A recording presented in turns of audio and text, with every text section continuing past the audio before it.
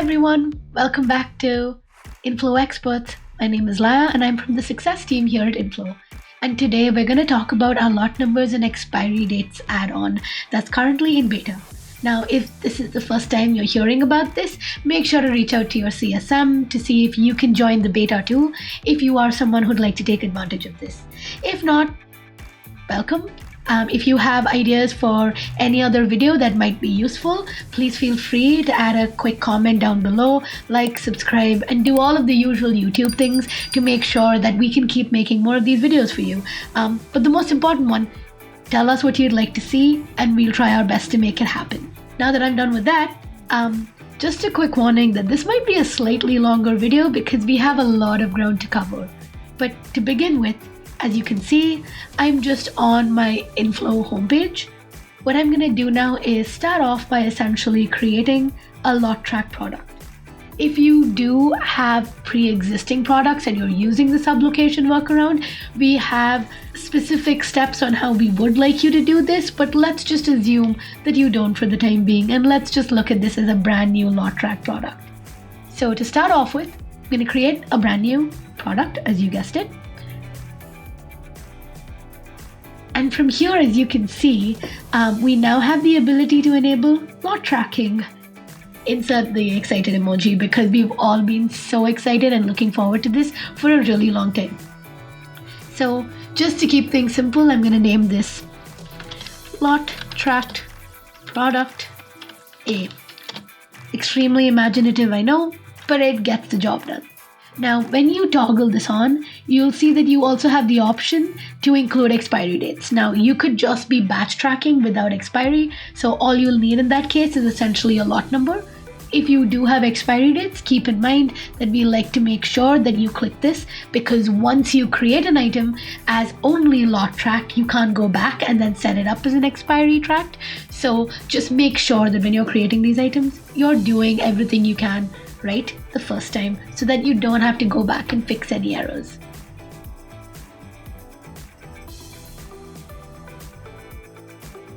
Now that we're here, as you can see, we have this little option that says manage lot numbers. If we go in here, you can create, similar to serial numbers, you can create your prefix lot numbers if you'd like, and you'll see an example here. So let's just say, my prefix is L, R, and my suffix is going to be, lots. Just so you can see what this is going to look like.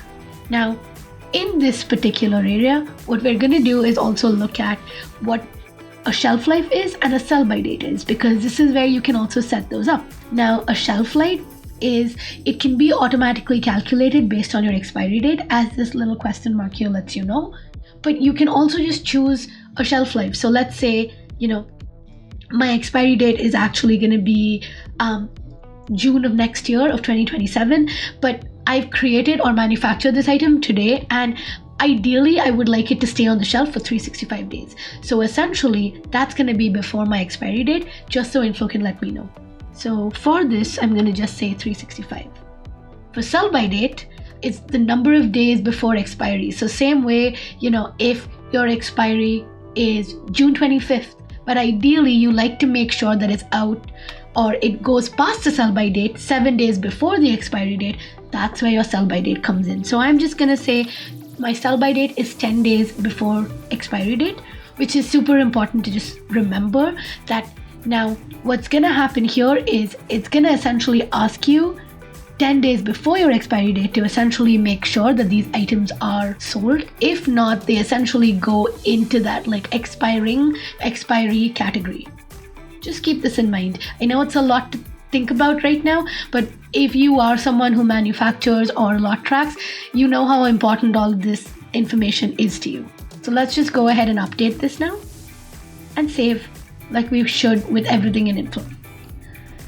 So now that we're here, let's actually bring items into inventory. I'm just going to start off by creating a simple purchase order.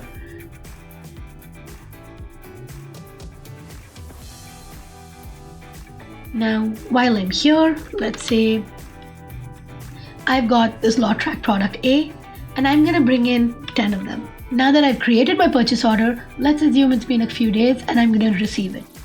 However, now that I've received this lot number, I've realized that of these 10 products, 5 came with one different lot and the other 5 came with a different lot.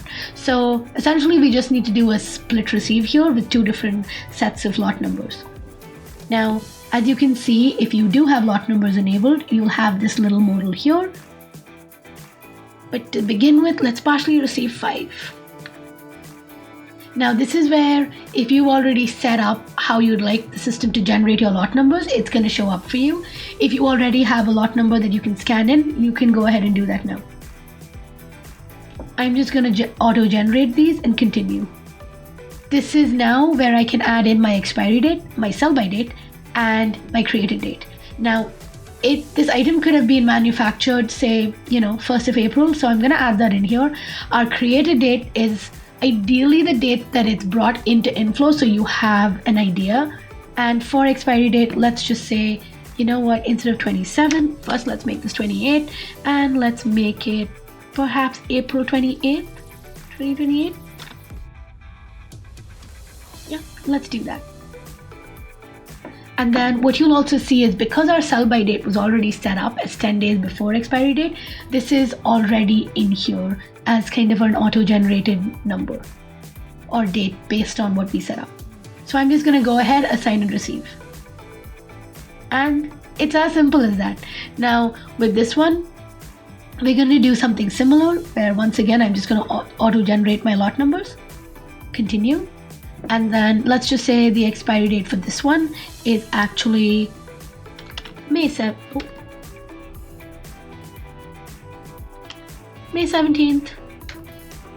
2028. And then this is going to be the auto-calculated sell by date. And then again, let's just say these were actually manufactured on the 26th. Now, how much of this information you fill in outside of your expiry date is completely up to you. We just give everybody the option depending on how granular you like your information, or just how simplified depending on your workflow. Now I'm just going to go ahead and save this because we've received all of our items. If we go in here now, back to the product page, you can now see A, I have my costs assigned, but B, I also have my movement history here that tells me which lot number. Again, this is going to be new and this is fun because you can always go in, write down the lot number that you're looking for, and you can search in the actual product page, making your life that much simpler. But now we can see our 2 types of lots that this goes into. And then let's go back to the overview. We can also then, we have all of our items here in various lots, as you can see now. Since we didn't add in a sublocation, it's just here. But if you did have 2 different sublocations, you'll essentially have the lots associated with the sublocations also.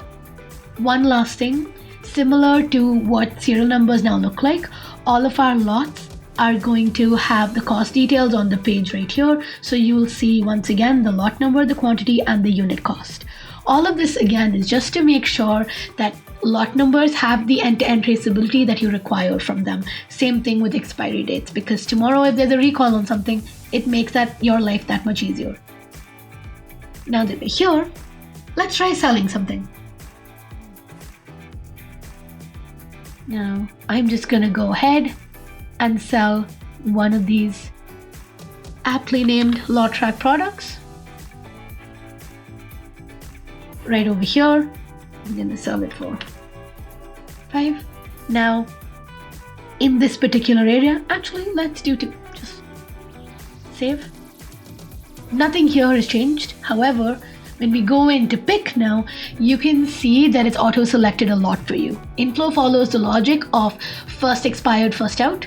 So the first lot to expire would be the lot that inFlow automatically picks from, just to make sure that you're selling the items that need to be sold first.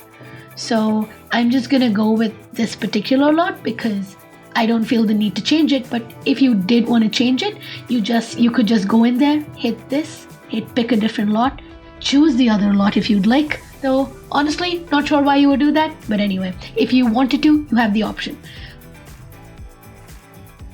And yeah, from here, now that I've picked this and I'm gonna go ahead and save it, you can see that 2 items from this lot have now gone in. We'll go back, look at our product page, because once again, just to give you an idea of just how much work has gone into this, you'll again see which lot went away from. So you can now see when it came in, how many went away, and all of the other details right here. So we've tried to make it as transparent as possible for everybody concerned. Now while we're here, maybe we should look at returns also, because why not? Let's go into this page right here, back into that sales order, and let's say one of these items is being returned. So I'm just going to say one of the 2 will be returned. Let's hit save. You'll now see this option right here. And when we decide to assign the lot number, this is where, in an ideal world, you should be bringing it back to the original lot that it belonged to. This is something that I particularly like, because if an item is coming back into stock and it's completely unused, you should be putting it back into the same lot. So you do get an error here, just so you know. But in an ideal world, this is actually perfect, and that's what we need to do. So we can assign this product back to the lot that it came out from, assign and restock. And now let's hit save again. And let's go back to this lot track product. That's a mouthful, say it 10 times. Let's go into movement history, and now not only can you see that these items were brought in 2 different lots, this item was taken out from the lot that was expiring soonest, and then this item was brought back and put back into the original lot that it came out of. So once again, I'm going to keep stressing this, but end-to-end traceability is the goal, and I think we're pretty close to achieving it with this one. Let's quickly go over a stock adjustment. I'm going to do this from the default location, and I'm going to remove stock to begin with for my lot track product.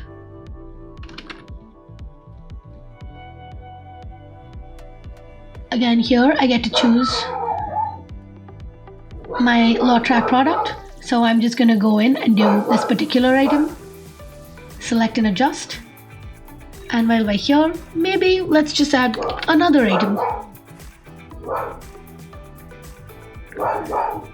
And from here, if you feel like adding a new lot, you can still do that, which you can also do in our purchase order module, where you can add in or create a new lot. But now I'm just going to go ahead, auto generate this again. We'll go to the expiry module. Again, you've seen all of this, we're just repeating it. Let's do April 19th for this one. Same thing. I'm not going to bother with the manufacturing date for this particular one because it's not required. And let's go ahead and assign. So this is where we're at right now. I'm just going to go ahead, adjust stock. So once you've done it in one place, it all starts looking the same and it starts becoming so much easier. But with everything in inFlow that's new, if you have questions, please reach out to your CSM, please reach out to our support team, or add a question down below and we'll be happy to make another video for you. Just let us know how you're getting along with the lot beta. If you have any requests, if you have feedback, we're always happy to hear it, and we'll always try our best to listen to our customers. Hope you all have a good day. Thanks so much. Bye.